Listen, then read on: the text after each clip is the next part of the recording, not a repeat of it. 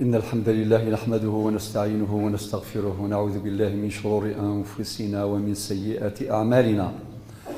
من يهده الله فهو المهتد ومن يضلل فلن تجد له وليا مرشدا.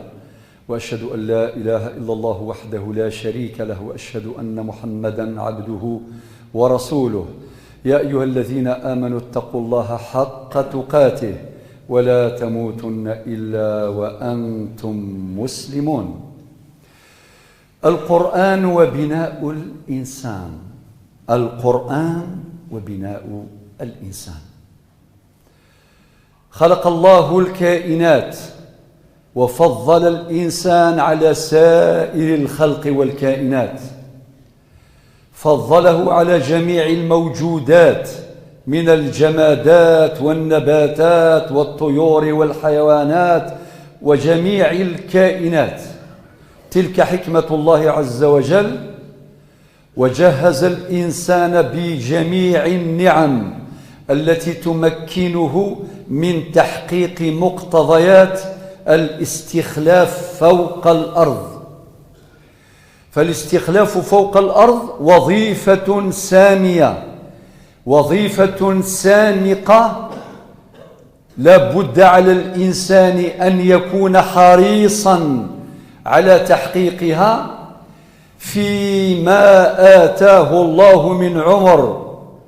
وحياة الإنسان قصيرة ولو طالت، حياة الإنسان قصيرة ولو طالت، فالأيام تمر سريعة والسنوات تمر سريعة، وكلما مرت الأسابيع والشهور والسنوات كلما اقتربنا من النهايات، كلما اقتربنا من الأجل المحتوم.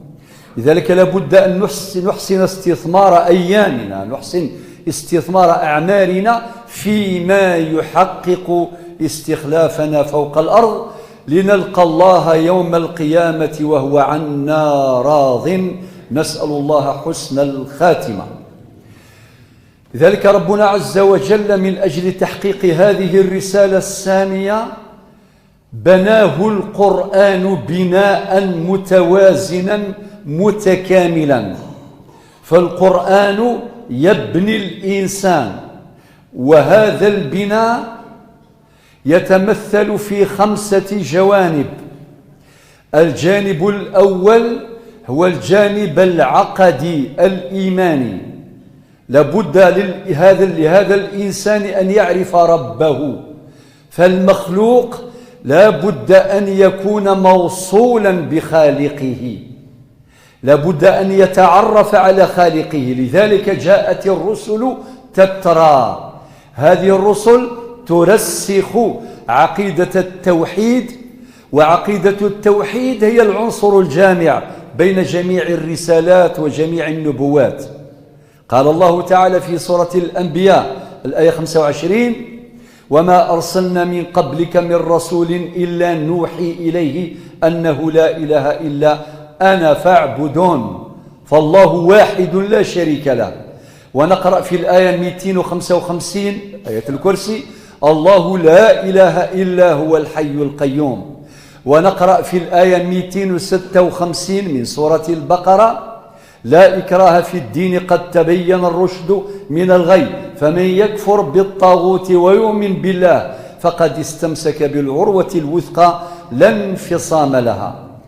إذن هذا البناء العقدي، البناء الإيماني، هو الجانب الأول الذي يسهم في تحقيق رسالة الإنسان، وهي الاستخلاف فوق الأرض.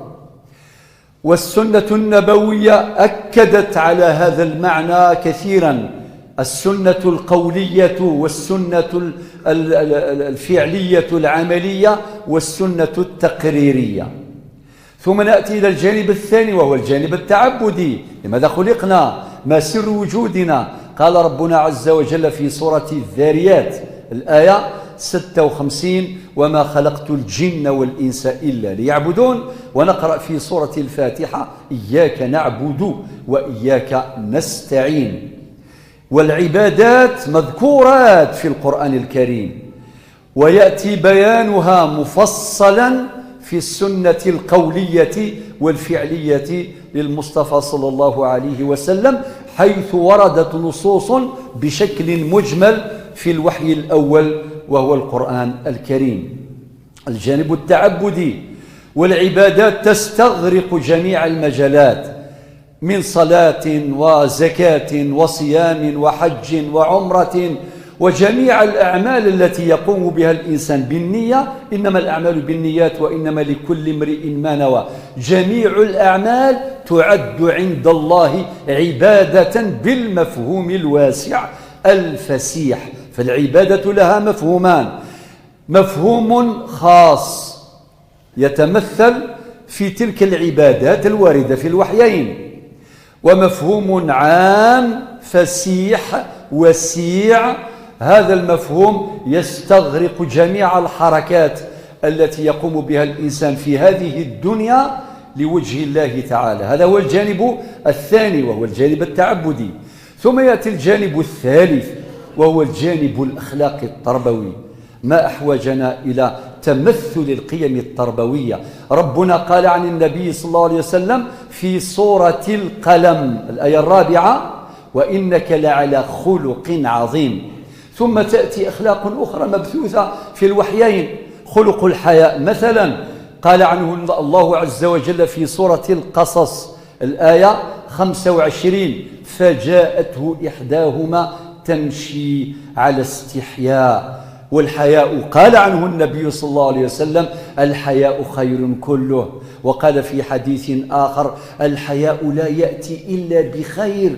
وقال في حديث آخر: الإيمان والحياء قرناء جميعا، فإذا ذهب أحدهما ذهب الآخر، أو كما قال النبي صلى الله عليه وسلم. البناء الأخلاقي. وتأتي السنة تترى في السنة القولية والعملية. قال النبي صلى الله عليه وسلم: اتق الله حيثما كنت وأتبع السيئة الحسنة تمحها وخالق الناس بخلق حسن. وقال في حديث آخر: إن المؤمن ليدرك بحسن خلقه درجة الصائم القائم. وقال في حديث آخر: إن من أحبكم إلي وأقربكم مني مجلسا يوم القيامة أحاسنكم أخلاقا. وقال في حديث آخر خرجه الإمام البخاري في الأدب المفرد، ليس في الصحيح، في الأدب المفرد، رقم الحديث 273: إنما بعثت لأتمم مصالح الأخلاق. والحديث المشهور الآخر: إنما بعثت لأتمم مكارم الأخلاق. هذا هو البناء الثالث وهو البناء الأخلاقي. ثم يأتي البناء الرابع وهو البناء التشريعي. البناء التشريعي نقرأ العديد من الآيات كلها تضبط حركة الإنسان في جميع مجالات الحياة. أذكر على سبيل المثال وليس على سبيل الحصر.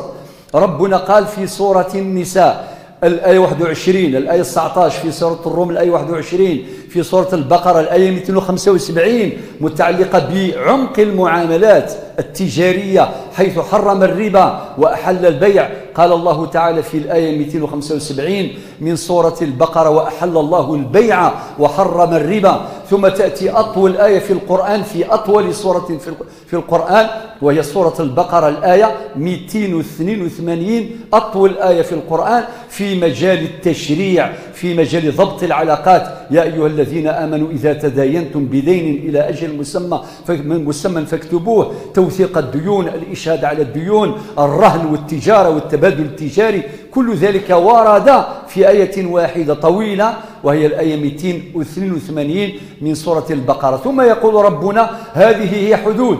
قال في سورة الطلاق: وتلك بالواو، وتلك حدود الله ومن يتعدى حدود الله فقد ظلم نفسه. هذه الحدود المرسومة في مجال التشريع.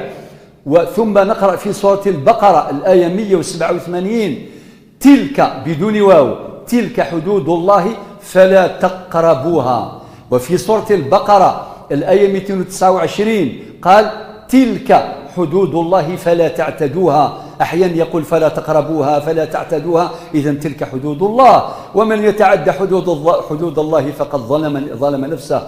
إذن نأتي الآن إلى آخر بناء وهو البناء العلمي. لا يمكن أن يحقق الإنسان وظيفة الاستخلاف، رسالة الاستخلاف فوق الأرض، إلا إذا استمع إلى الوحي الطاهر بشقيه قرآنا وسنة، فالوحيان يغرسان حب العلم والتحصيل العلمي في قلوب البشر. ربنا قال اقرأ، هذه أول ما أنزل من القرآن الكريم، اقرأ باسم ربك الذي خلق، خلق الإنسان من علق، اقرأ وربك الأكرم الذي علم بالقلم، علم الإنسان ما لم يعلم. ثم تأتي الآية الجامعة في سورة طه الآية 114، يعلمنا ربنا أن نقول وقل رب زدني علما. أستغفر الله لي ولكم.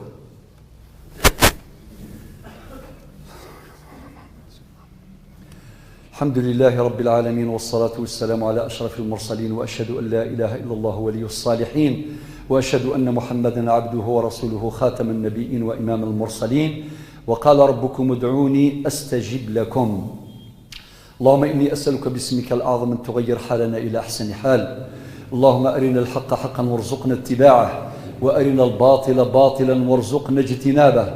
اللهم استرنا فوق الأرض، واسترنا تحت الأرض، واسترنا يوم العرض. اللهم اشف مرضانا وارحم موتانا. اللهم أصلح لنا ديننا الذي هو عصمة أمرنا، وأصلح لنا دنيانا التي فيها معاشنا، وأصلح لنا آخرتنا التي إليها معادنا، واجعل الحياة زيادة لنا في كل خير، واجعل الموت راحة لنا من كل شر. اللهم احفظ بلادنا الجزائر من كل الفتن ما ظهر منها وما بطن. سبحان ربك رب العزة عما يصفون، وسلام على المرسلين، والحمد لله رب العالمين. وأقم الصلاة.